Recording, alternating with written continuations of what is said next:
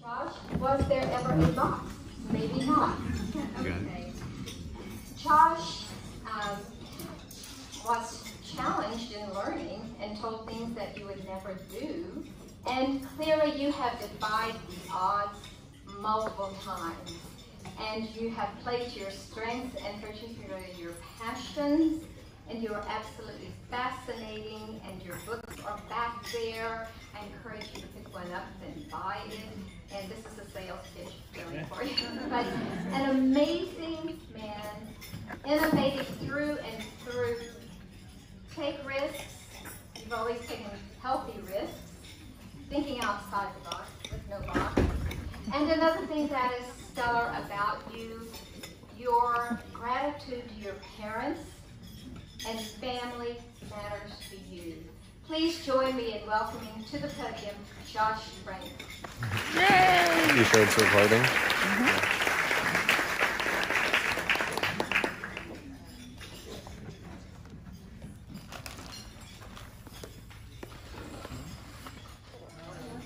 I'm super honored to be here today, and thrilled really.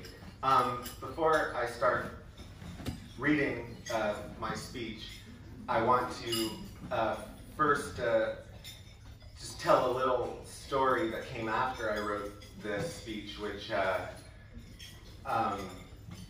just sort of says it all, particularly about how the problems that one faces going uphill, they never end. I wrote this, spent about a week on it. I was very proud of it. I sent it to my parents, and last night at midnight, I was getting in bed to go to, actually 2 nights ago, I was getting ready to go to sleep. I sent it to my parents a couple hours before. Phone rings, it's my mom, and I pick up and she says, "Honey, I'm reading your speech. It's so wonderful. Are you by the computer?" I said, "No, Mom, I'm in bed. I'm going to sleep." She said, "I found a couple typos. I really think you should fix them. This is an important speech." And I'm like, "Well, Mom, I'm reading the speech. Like, it doesn't matter." She's like, "Oh, but you might give it to your teachers from school, and they might want to print it, and you really should have that right." I said, "All right, I'll go to the computer." So I go to the computer and I sit down, and there at midnight my mom helped me correct my speech for my talk on learning disabilities. And yeah, that will continue. My first memory of my learning disability was, and is to this day, a giant glazed donut. I should probably explain this. They sold these giant, beautiful glazed donuts at the hospital where I was being tested for learning disabilities in Houston. Every day when we would arrive, my mom would buy me one. Because she did that, my first memory of my learning disability wasn't a bad one at all. It was a glazed donut. My second memory was an Australian accent. My learning tutor tester at the hospital, Mrs. Nairn, whose name I will never forget, was from this foreign land. And at 7 years old, she seemed so exotic. She had short hair as well, really tight short hair. And to this 7-year-old, she looked kind of like what I imagine someone with superpowers that lived on an all-woman island might look like if they tried to live among mortals. What better place for Superwoman's mom to work than at a hospital helping kids like me? But I digress. Back to donuts. Donuts also played a big part in the next phase of my early years with learning disabilities. They were my incentive for getting up very early every morning to catch the bus to Briarwood. In first grade, I'd been taken out of the regular school because I wasn't picking up on a thing called reading. And I had been accepted at Briarwood. All I knew at the time about it was that it was where I was going and my friends were not. And it was totally far away.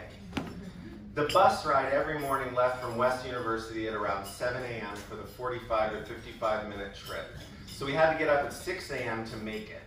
My dad bribed me by saying that if we were able to get out of the house by 6:20 a.m., there would be time to stop for a donut at Shipley's Donuts.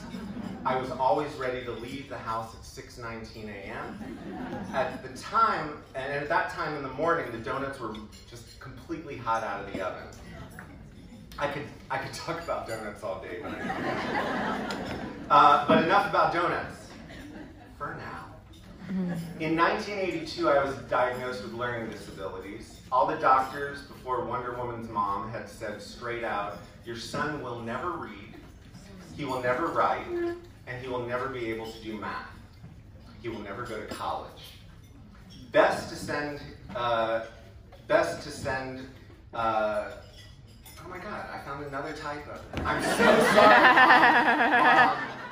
I'm sorry, you missed this one though.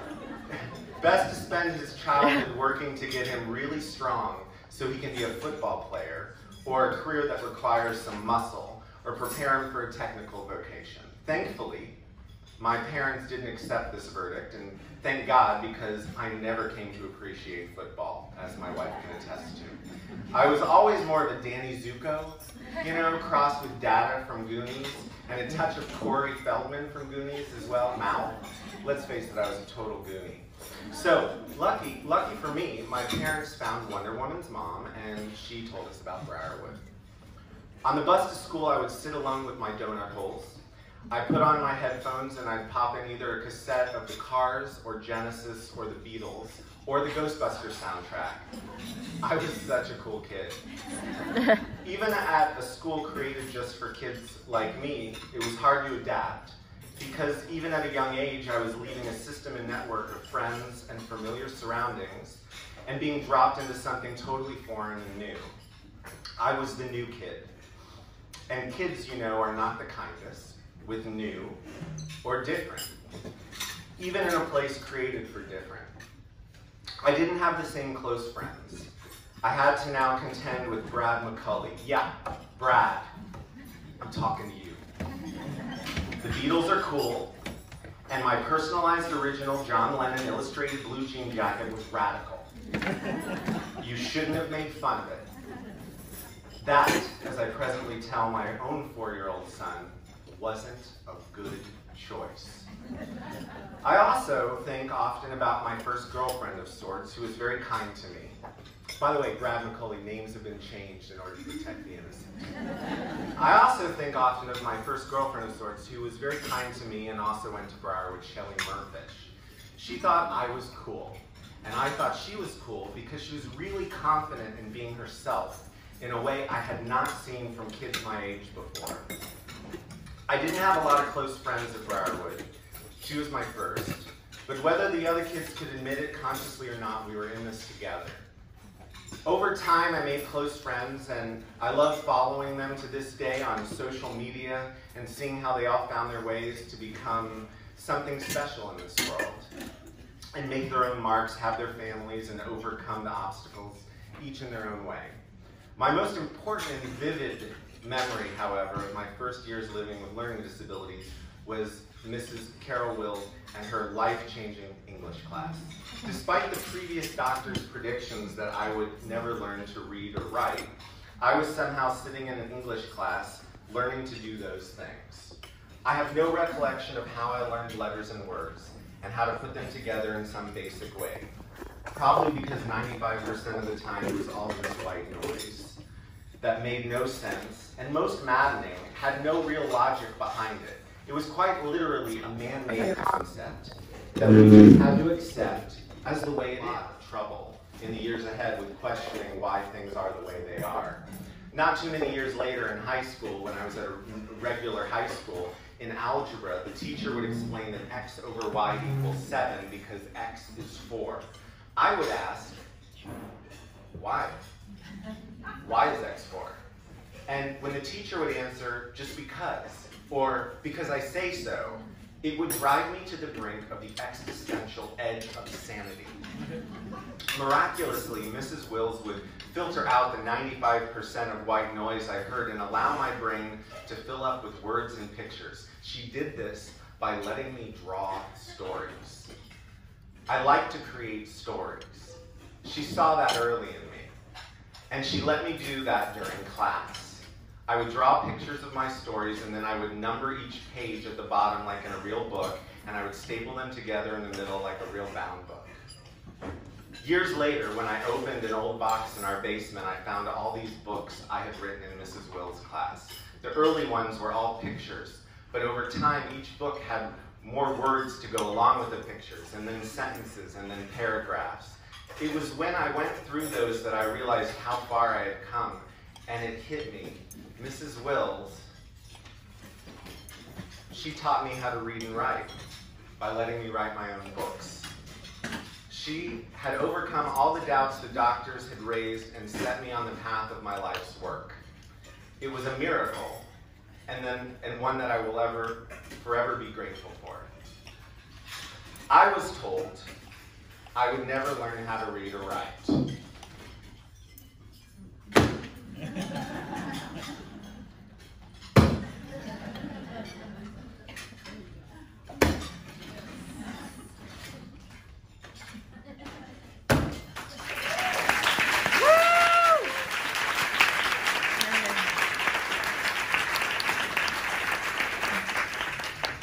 I thought about bringing the second editions, but then I realized that might be a little cocky.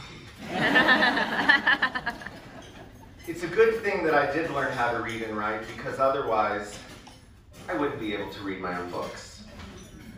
To date, I have published 4 books by major publishers, and today I'm honored to be giving a speech at the request of the school that made what I've accomplished possible. I'm here to tell you about my journey through life with learning differences, not disabilities, and how I used my different approach to accomplish things that very few people have accomplished. From winning top awards at college to writing 4 internationally published books with multiple editions, put out by the biggest book publishing companies on the planet, to running my own business, and how I did it, to quote Sinatra, my way.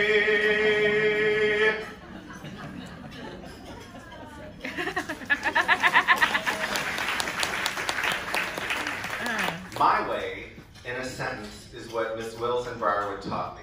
Think outside the box. In one way, the traditional way, if one way, the traditional way, doesn't work, think of another way.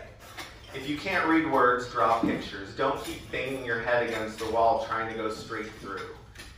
If need be, go around an obstacle that stands in your way. And that is what I've done my whole life. Think outside the box. Continuing on my journey leaving Briarwood after 8th grade was one of the most frightening times of my life. At that time, my family was moving to Washington, D.C., where my dad worked as a lawyer with the Department of Justice. And the big question was, where would I go to school? My parents wanted me to go to the famous lab school, which was similar to Briarwood, but I insisted on going to a regular public school and being a regular guy. I'm grateful that my parents deferred to me, but the next 4 years were quite challenging, to say the least. I enrolled at Winston Churchill High School in Potomac, Maryland. It was a unique program where you'd be in a regular class for most of the day, but one period a day you were in a special class with an instructor who worked with you individually based on your specific needs. With that assist, I did all right in high school. Well, I made it through. For someone with learning differences like I had, a C was winning a gold medal at the Olympics. My only D's came from math. You can't write storybooks using math. To this day, I don't know what X is, but I still manage to get by. Math remains an obstacle, but as long as I have 10 fingers and a smartphone, I can work around it. My junior year in high school, I started to get really cocky. There was a language requirement, and so I signed up for Latin. Right? Latin.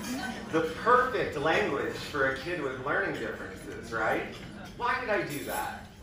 Was it because my father studied the classics in college? Nope. Was it because I really wanted to get down to the essence of the English language and conquer it just as the Romans had conquered, well, everyone? No. It was none of those things. It was because of the only thing that motivates a teenage boy, a girl. Linda was my girlfriend, and she was wicked smart and really driven. Really, really, really driven. She was also into goth music and alternative rock. So, you know, I was a goner, I wanted to be in every class I could with her, and I wanted her to think I was really cool too. So I joined her in Latin class. Clearly, it was not a very well thought out idea. As most ideas one comes up with when in love are not. By the end of the semester, I had a real problem. You see, the class didn't do weekly reports like homework or anything like that. Just one big test at the end of the semester, and it was a doozy. In the whole semester of class, I had learned one word, and it was the first word we ever learned, agricolarum.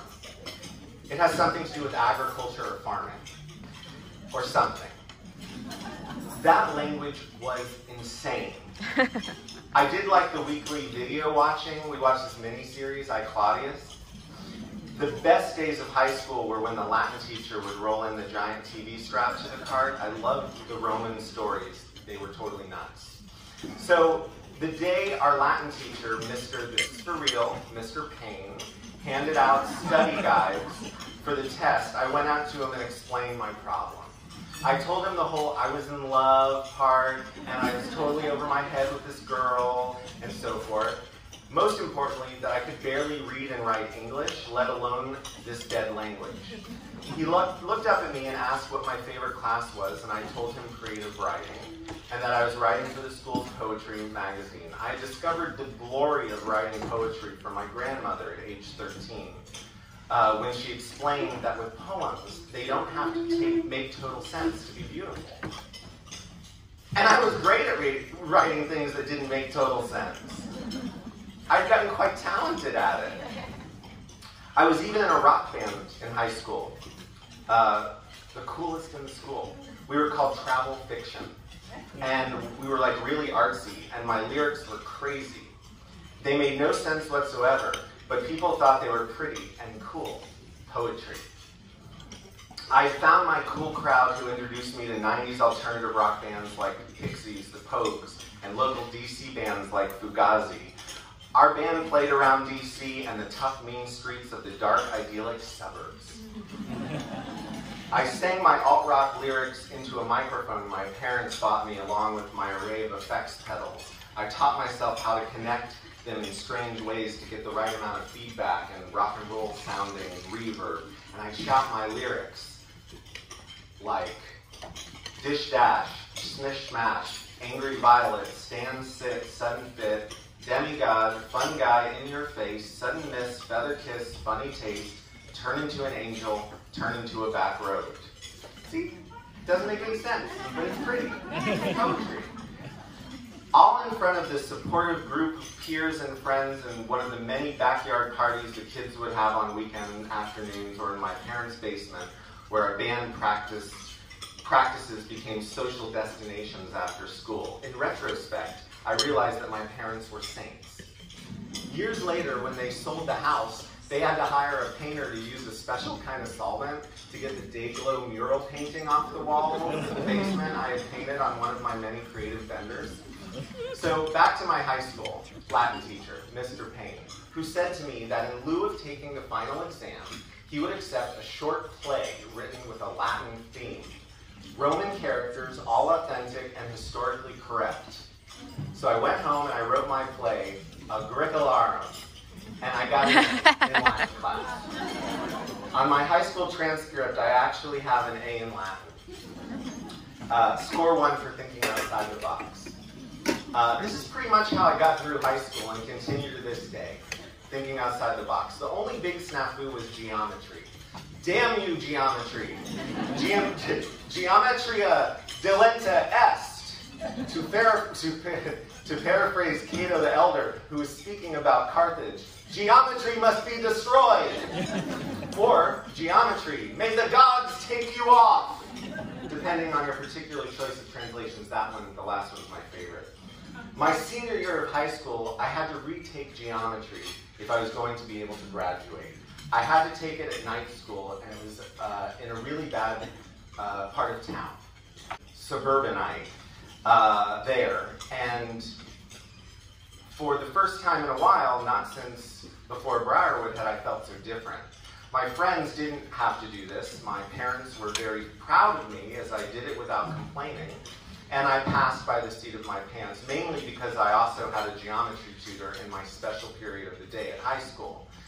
We were going to take geometry down. I had not come this far to let wannabe fractals mess it all up. The same year, I was also being tutored to take the SATs. I was fortunate to have all this extra help, but at the time, it all totally sucked. And I hated my parents for putting me through all this. They clearly were trying to ruin my life. And they were also clearly evil because they put so much energy and time and expense into it. But I did want to go to college at the time, not because I knew what I wanted to be when I grew up, but because, you know, all my friends were doing that, so I should be able to do that too. Along with all that, I was at the Kennedy Center in Washington, D.C., and at the end of the workshop, 3 plays were chosen out of the final projects to be produced at the center. And my play, which was called Heavy Kittens, was chosen. There was even a write-up in the Washington Post, and the Kennedy Center produced my short play. I graduated from high school a playwright, a rock musician, and a poet. Definitely not a math nerd or Latin scholar, but I had graduated, and contrary to what was predicted for me in first grade, I was on my way to college. My parents had urged me to apply to SUNY Purchase, the State University of New York's Film Conservatory, because of my interest in video and making movies. Throughout my childhood, I would make movies, Indiana Jones remakes in Memorial Park's Arboretum, a documentary on homeless people, which made it to the local news. In high school, I even helped a friend make a movie instead of having to take the final Spanish exam. He still owes me for that tip. It was a cool David Lynchian Twin Peaks-like movie that we thought was the coolest indie film ever made in the suburbs. And the kids in the class thought was the weirdest thing they had ever seen in their life, and that there was probably something seriously wrong with us. Besides directing and co-writing the movie, I also had a cameo. Aloha, me llamo Cabeza de la Chuga. That was my line in the movie. To this day, that is still the only Spanish sentence I know. It means, hello, my name is Lettuce Head. I love that phrase, but it has not had much practical value. I submitted that film to SUNY Purchase, and I was accepted, 1 out of 1,500 applicants. They picked 12 people for the freshman film program, and I was one of them. In college, thank God, I was not graded on my math or foreign language skills, but 90% of was on the movies that I made. This was a very good thing, because I was pretty good at that. I won the Kodak Film Scholarship my junior year for my thesis film, The Last Entering. It was a narrative film about my great-grandfather Sam, who had immigrated from Russia, and whose career to that point had been roping the tops of churches, climbing up and cleaning the crosses in the old country. I really owed ending up at Briarwood in Texas to him, because when he asked a friend what he should do to make money in America, he was told, since you rope the tops of churches, you should go to Texas and be a cowboy. True story. And he did. In college, I had another rock band. This one was called Michigan Impossible. I came up with it. The first lyrics I wrote for that band are burnt into my mind forever. Arizona, Arizona, wish I'd known ya when I was young. The road to Vegas, it is contagious. I won't go round there anymore. For my senior project, I didn't make a film like the other kids. I was worried about what was going to happen after college. I still didn't know much math, but one calculation that was not hard to do was that movies were expensive to make. It didn't look like I would be making a big movie anytime soon. I had a feeling that unlike the other kids in school who planned to work their way up in the industry by doing office jobs, for studio execs, I realized that my limited spelling, grammar, and math skills would not make me the most prized candidate for that kind of thing. So I wrote a cinematic play for my thesis, and I produced it in the soundstage of our film building. My thought was if I could produce cool plays, that was something I could do right out of college because you don't need $50,000 to $100,000 to do it. My classmates already hated me, for being the guy that won the Kodak scholarship. So most of them pretty much felt like making a play over a film like everyone else had been doing and doing for decades at school was like cheating. I call it thinking differently, thinking outside the box. I graduated with a B+. Coincidentally, considering my budding playwright career, the famed playwright Edward Albee was the commencement speaker at my graduation. My parents, who had expected to be attending a graduation ceremony at a tech school, cried at the event. I would have had an A, except I went and made the same mistake I made in high school. Yes, I followed a girlfriend into a class that was totally out of my wheelhouse. Surrealism in literature. Fool me once, shame on me. Fool me twice, it must be love. I basically failed surrealism in literature. The teacher had pity on me, though, and gave me a D-, knowing I had to at least pass one elective to graduate. It wasn't that I didn't understand surrealism. Far from it. I was on one of the greatest next generation surrealists in my own mind. I tried to explain this to my teacher by quoting Salvador Dali when he was kicked out of his own movement. He said, "I am surrealism." I think that is what pushed me to a passing grade because it wasn't my essay. My essay did not understand surrealism, but I did. So I graduated a filmmaker, a playwright, a musician, but not a surrealist scholar. Yet. Having overcome so many things that I wasn't expected to overcome, I wasn't prepared for graduating from college. Graduation snuck up on me, and when I reached it, all I could think about was how to buy another couple of years in this place. There was no way, though. It was inevitable. I was going to have to figure out how to be an adult with learning differences now. The end was nigh, and I had no idea what I was going to do next. So I packed my car on move-out day, threw my 3 garbage bags full of stuff into the trunk, and as any young filmmaker would do, headed out to Los Angeles to start internships at some film production companies. After 4 weeks of fetching coffee for production assistants, I threw my same 3 bags back into my car and drove the hell out of sunny Los Angeles as fast as I could. I was headed to Austin, Texas, at the time, the creative center of the universe and the place where I was born, to start a theater company, where I would write and direct my own plays. At the time, my father, who mostly had given me great advice in my life, told me, and I will never forget this, if you leave Los Angeles, it will be the biggest mistake of your life. He was wrong. This one time. And to his credit, he admits it. It was a gut instinct on my part. There was no logic to it, really. I was leaving the clear path that all follow and driving into the void and towards the flat, open, forever plains of West Texas, to the rolling hills of the Austin Hill Country, to the little toy town that I had been born in. I've always been drawn back to Texas. It just felt right to return there, now. Thus began my residency in the noble field of starving artist profession, or, as they are known by insiders, the barista years. Within 6 months, I had started my own theater company. Since I had no theater, I called it the Theaterless Theater Company. Thus began my next lesson in thinking outside the box.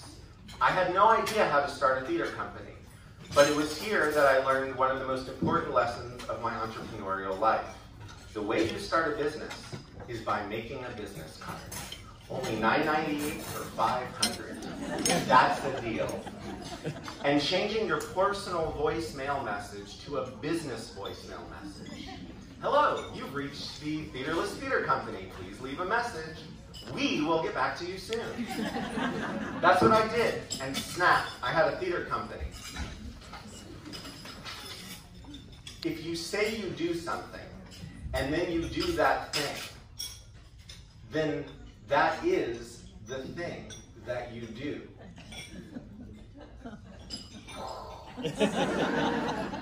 I put an ad in the local city paper for auditions to a play I had written in college called Night of the Werewolf.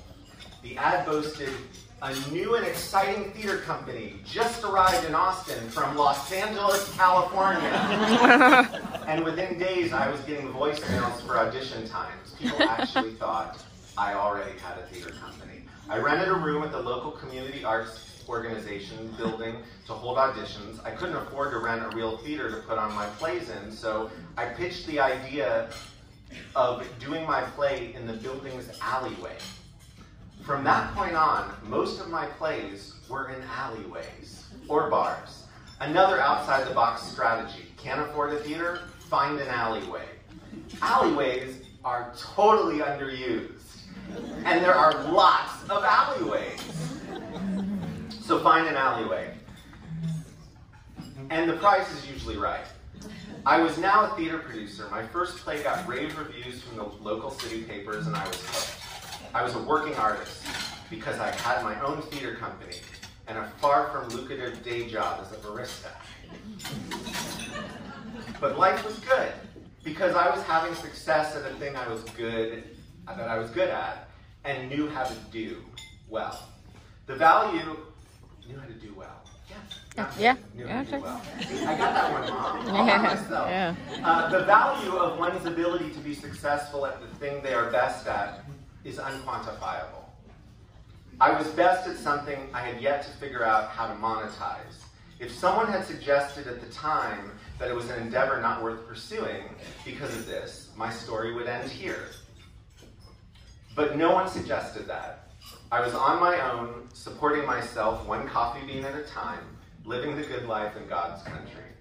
My parents, although naturally concerned about me, were supportive, proud, and cheered me on.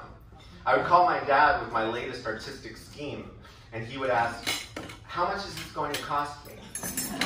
And when I would say, "Nothing," he would cheerfully respond, "Sei gesund," Yiddish for "go ahead and be well." My parents were totally winging it, as was I. But because they supported my strange path, they allowed me to be taught that sometimes a door will open for you that you had not considered going through before because you were looking for a specific door leading to a specific place. But maybe, since that particular door is open, you should walk through it. See what's inside, look around. Why pass up the open door while looking for the one that is not? Maybe the door that opened, although not exactly the door of your dreams, will eventually lead you back to the door you were always looking to open to begin with. My open door led me to Werner Herzog. If you're not familiar with the infamous German filmmaker's work, it's either because you've never seen one of his mainstream documentaries, or you never went to film school and took a new German cinema class like I did. Before he became a cult icon, I was a fan of his work. My favorite movie of his was called Strozek.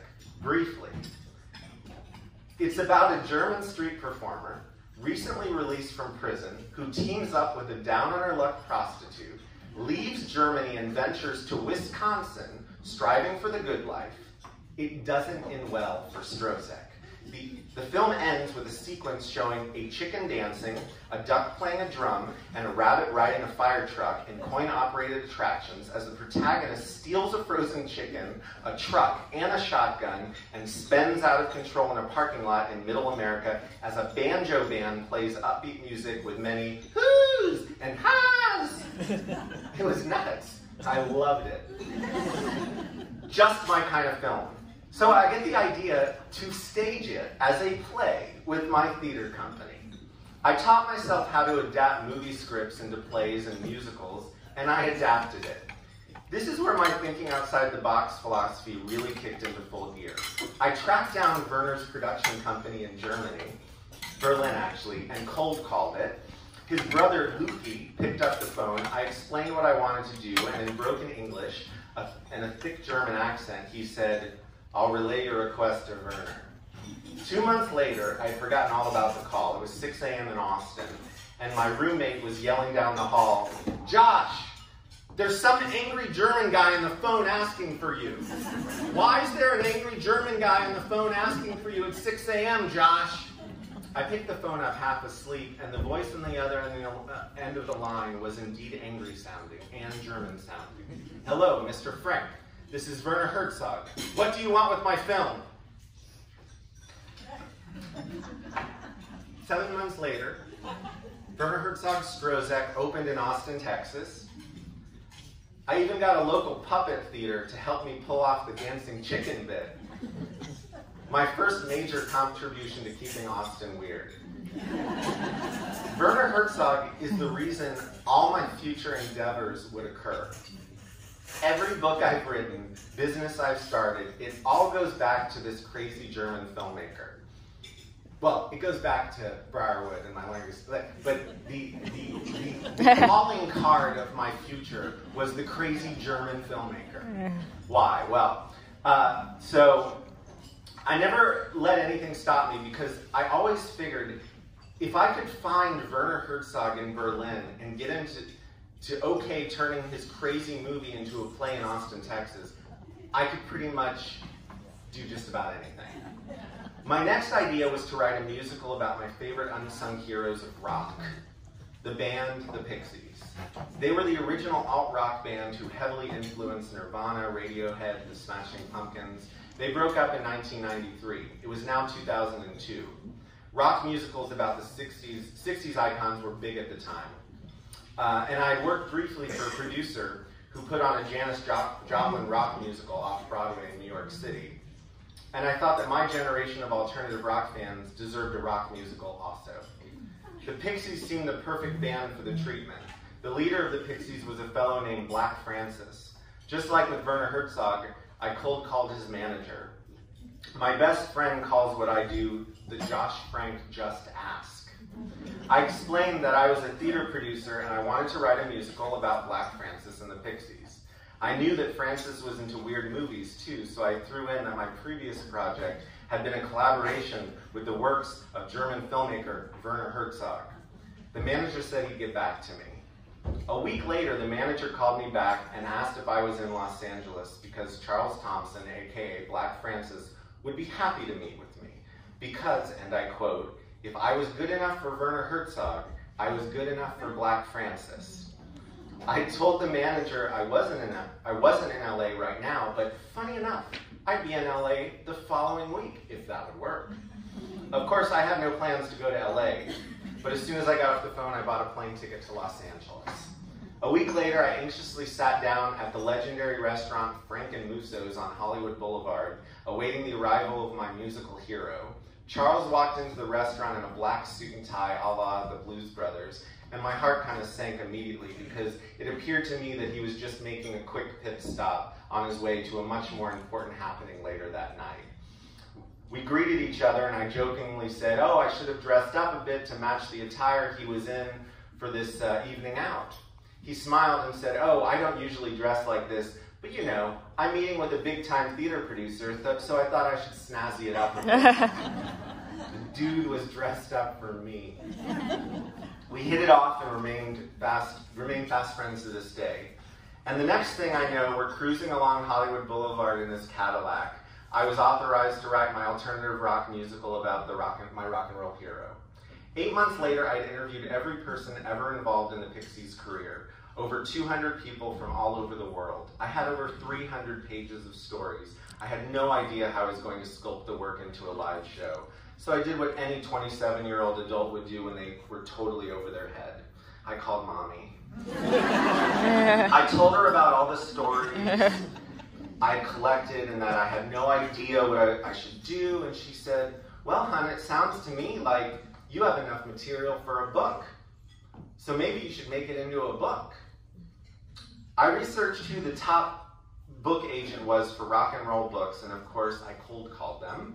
I asked if any of the agents there were fans of the band The Pixies. It seemed that one of them was a big fan, Mike Harriott, a young junior executive. I got him on the phone and told him that if anyone was ever in a position to have enough material to write a book about the Pixies, it was me. The next day, I had a book agent, and Mike has been my book agent ever since, through 4 books. It was partly luck, but it was also that I presented him with an idea and opportunity that was perfect for him and something no one else had or would have suggested to him. And also, I think he was just a little bit curious what this kid who had no idea how to write a book could pull off. I chose to write it as an oral history because it solved my whole grammar and spelling problem. It limited the amount of actual writing I would need to do because I could hire a friend with those skills to transcribe all the interviews and my job would be to edit them into the story I wanted to tell. My first book came out 2 years later, Fool the World, the oral history of a band called Pixies. A book tour followed. While writing that book, I also discovered something huge. You actually don't need to have perfect spelling and grammar to be a published author, because when you have a book agent and a publishing company, that means you have editors. I got to be the idea guy, and it was other people's problem if it was legible or not. I also incorporated pictures, just like in the books I wrote in Miss Will's class. But now I had professional artists I could collaborate with. All my books have had illustrations, and I built my career as an author. And as I built my career as an author, I worked more and more with illustrators to help my stories become more epic. Since that first book was published in 2004, I've had 3 other books published by the likes of HarperCollins, Random House, St. Martin's Press, and famous indie publisher Quirk, a division of Penguin. There were also separate editions published in the UK, and next year my latest book will be translated and published in Japan in Japanese. I'm so excited about that, I can't even tell you. Partly because it's going to be really cool not to be able to understand one of my own books for a change. My second book, a hybrid oral history and conventional nonfiction narrative punk rock murder mystery, was called In Heaven, Everything is Fine. It told the tale of a cold case murder in LA, which caused the LA Police Department to reopen the case. And because it focused on someone at the center of the old Saturday Night Live comic crowd, it allowed me to interview and become friends with the likes of Harold Ramis of Ghostbusters fame and his crowd, all of my heroes. It was another wild ride with an exciting book tour. But I had a problem. As with my Latin class, this one involved a woman. They always do. I had met a graduate of UT Business School who drove a Lexus. At age 34, I had met the woman of my dreams, and in order to properly court her, I needed a job. In Austin, at the time, and even today, old vintage converted trailers, people converted old vintage trailers into food trucks. That was like a thing, still is. I had helped a friend open the first vintage trailer boutique in an Airstream when she came to me with the problem of wanting to have her own shop, but not being able to afford it. So I converted a gutted vintage trailer into the world's first mobile plant boutique. I love taking bits of nostalgia and turning it into something new. With the money she paid me to help her, I got another vintage trailer and turned it into an urban dessert shop, which I named Treat, where I sold s'mores kits with a campfire to roast them in front of the trailer. It was adorable. And I showed old movies on the side of it with little real drive-in speakers I bought on eBay. Right? Adorable. One day, a woman came up to my trailer and gave me her card. She said she loved what I had done with the place, and she'd just come into a large building on the east side of town, and told me that if I was ever interested in thinking of something to do with that building, I should give her a call, because she had no idea. I'd completely forgotten about that meeting until meeting Jess and needing to find a way to afford to date her in proper fashion. So I pulled that card out of my wallet. No one had ever offered me a building before. But a week later, I was a proud creative custodian of a 6,000 square foot building in East Austin. After touring the building, the owner asked any ideas, and I said, yes. Give me the building for a year, and I'll turn it into reasonably priced art studios. We'll split the profit 50-50 from day one, and after 1 year, you keep all the profit, but I keep the alleyway. I had no idea what I would do with the alleyway, but I knew from experience that alleyways were something I could work with. So within 3 weeks of meeting Jess, who would become my future wife and mother of my children, I had a job and the necessary income to court her. 6 months later, for our 6-month anniversary, I painted a movie screen onto the wall of that building's alleyway and drove her in with a projector on top of her car and showed her her favorite movie, Grease. At my custom-made drive-in, sitting there watching the movie with her, I realized what I was going to do with the alleyway. I was going to open the world's first mini urban boutique drive-in movie theater, and I did. I was in business and I still am to this day with the Blue Starlight Drive-In in Austin, Texas.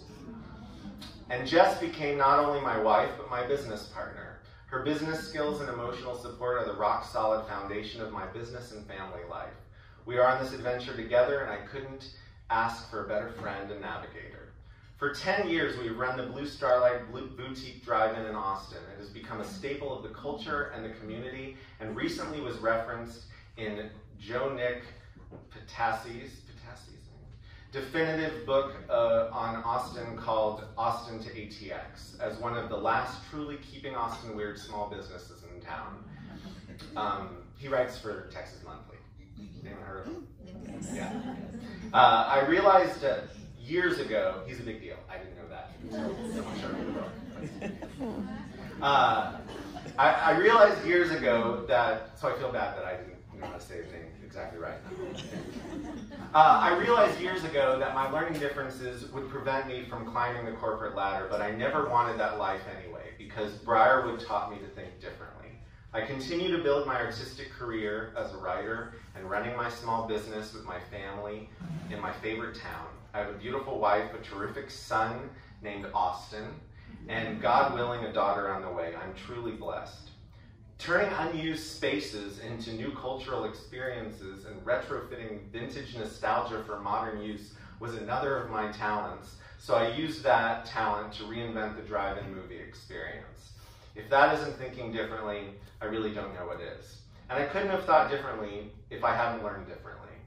My latest book came out in March of this year. It is my fourth. It is a graphic novel based on a lost screenplay written by Salvador Dali for the Marx Brothers. How I found it in the archives of a museum in Spain, the only copy written in Portuguese, is a whole nother story for another time.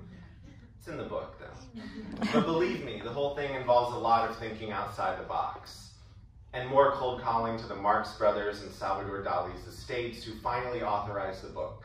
The whole thing took 6 years to finish.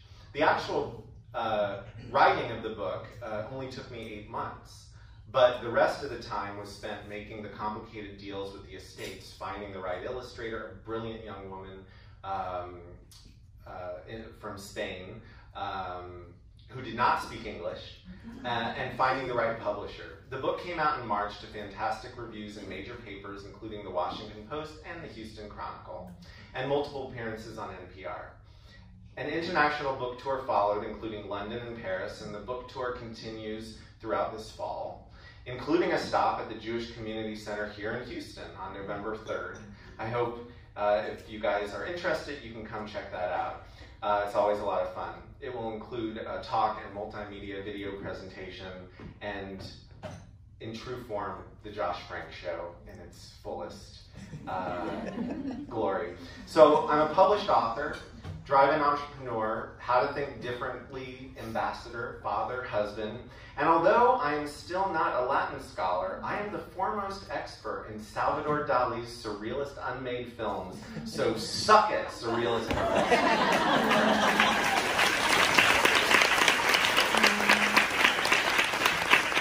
I really want to find her.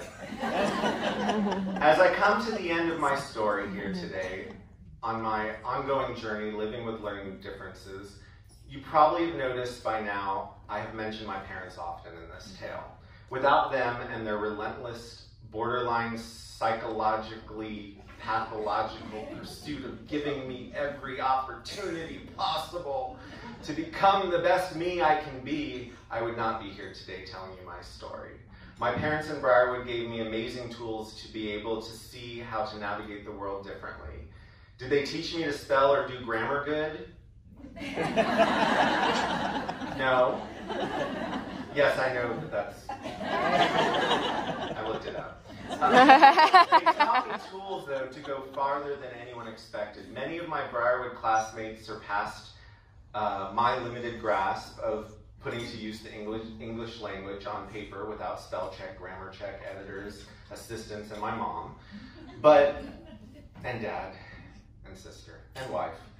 But what Briarwood taught me, more importantly, is how to get over the problem, how to troubleshoot, how to not give up, how to find new paths to the answers. by doing things differently, and that you can't do things differently unless you can think differently, and that is what I'm good at doing all along. And of course, they taught me how to focus on my strengths. I've carried these tools with me on an amazing adventure that is ongoing. I still don't know exactly what I'm going to be when I grow up. The challenges of thinking differently never go away, and sometimes it takes years, even decades longer, to find one's place in a very one way or the highway of doing things world. I'm still looking for the how can I cull a more traditional secure career out of my plethora of creative small businesses and worthy yet financially unquantifiable books, movies, music, and plays I've created. So, if any of you are looking to hire me, I'm open to suggestions, but nothing that involves geometry. That is a non-starter.